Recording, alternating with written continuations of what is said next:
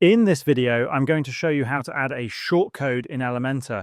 A shortcode is essentially a placeholder that transforms into a larger feature, such as a gallery, a form, a button, or almost any other functional element. Shortcodes are usually provided by plugins or themes to add specific functionality to your website.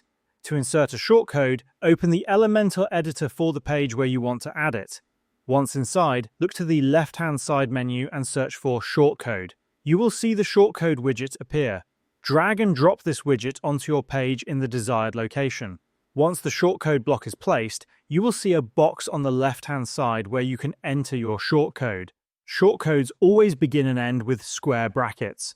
For this demonstration, I'll use one of the plugins I already have installed, which provides me with a shortcode for its form.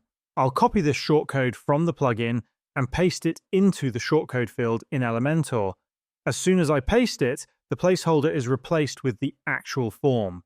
After you've entered your shortcode and are happy with how it looks, click on the Publish button at the top right-hand corner of your screen to save the changes. In the same way, you can use shortcodes to embed galleries, buttons, or any other functionality that a plugin provides.